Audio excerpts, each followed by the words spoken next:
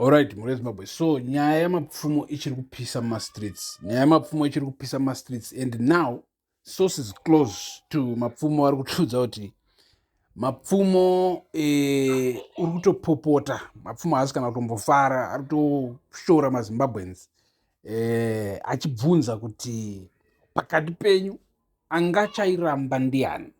So muri Zimbabwe, we want to get into that story nicely as of right now. Let's get into that story nicely, because Thomas Mapfumo problem yake muromo murefu. Anditi mfesi uyu waitaura waishora, mfesi uyu angaka waiti motivator achitaura iye kuti boys nangu imimi vanhu havane zhara ndosaka vachitora mari japreza vanenge asina mbogara aiona mota yakadaro ndosaka achitora mota iyi zvikazodidi chichitaura zvakawandawanda Thomas chichitaura zvinobho handiti mastreets achikuza mani kuti haisa kamfesa kakamira ipapo chichichi nhasi uno Thomas ndobva atora. Now let's talk about this, because muno muZimbabwe muno tine problem, and the problem yedu inogona kuita senge isiri problem, but now we have a problem, and this is a big problem. We have to address it, we have to fix it, and we have to do it now. That's why panapa muzinda muri Zimbabwe we are going to do it now. Right, here's the problem. Chinhu chinonzi accountability hatina. Kana tichiti chinhu chinonzi accountability hatina muri Zimbabwe, tiri kureva kuti hationgororani. Kana munhu ari kuita mari dzisinganzwisisiki iye ari mugovernment, hatimuongorori. Chatinoda kwaari kuti atipinzewo.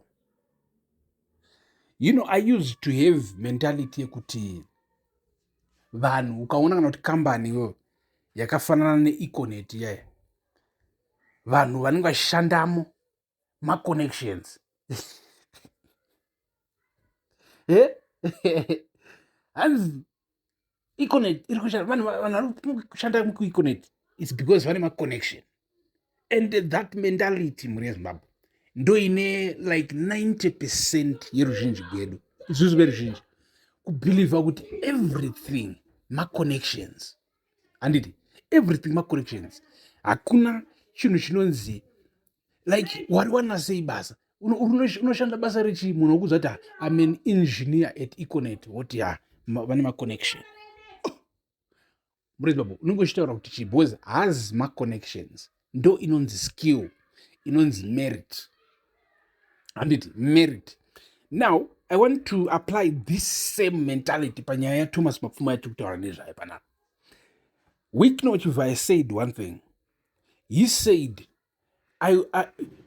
tambhadhara $1 million kuridza pabirthday raWicknochivai. Handiti Thomas Mapfumo abhadharwa $1 million. Therefore you go into history as the biggest paid Zimbabwean artist for a single show ever to exist. And now, who is Thomas Mapfumo? Thomas Mapfumo is a great singer, a great musician, who is now old. And for him to get a chance, yakafana with a Zimbabwean millionaire. Now, apapa ndopa tichida kuti isusu tinotaura tichita hold accountable Zimbabwean millionaire, businessman whose proximity to power is questionable. Now, topinda here tichiti Wicknell directly, izvezvi zvitoti isusu Wicknell are corrupt semaZimbabweans. I want us to talk about this. Let's talk about this just a little bit. Iwewe neni tiri panapa kuti touya tichiti isusu Wicknochivai are corrupt, tiri right here kana tiri wrong, because isi tinotaura nemafacts. Inini ndobva ndauya ndichikuudza kuti tinenge tiri right because mafacts takamabudisigwa naComrade Bombshell Geza. Remember pakatanga kuuya naComrade Geza havana kungouya, vakauya neinformation, vakauya nema-accusations ecorruption.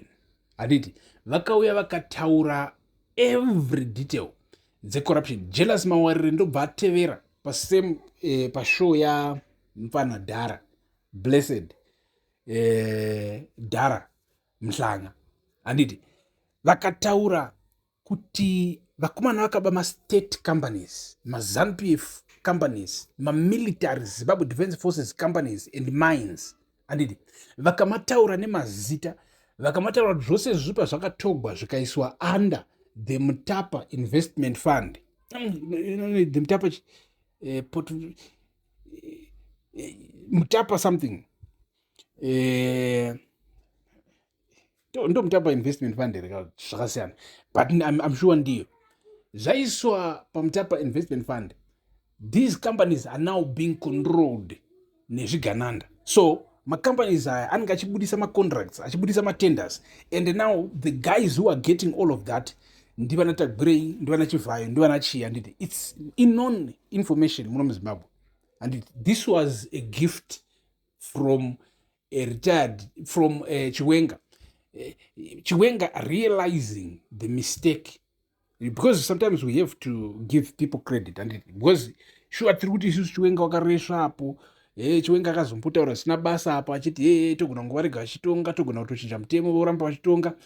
Chiwenga wakaita zvose zvinhu zvirogi izvi, wakadii, waitungamirira masoja achirova vanhu or whatever. Nditi zvese izvi, but one thing he regretted, because he saw, you see Chiwenga is already rich in Zimbabwe. He can retire right now and live rich muno Zimbabwe kana kunze kwenyika. And but somewhere his conscience still tells him, tells Zimbabweans. So through Comrade Blessed Bombshell Geza, takaudziwa isusu kuti nyika yedu yabiwa sei.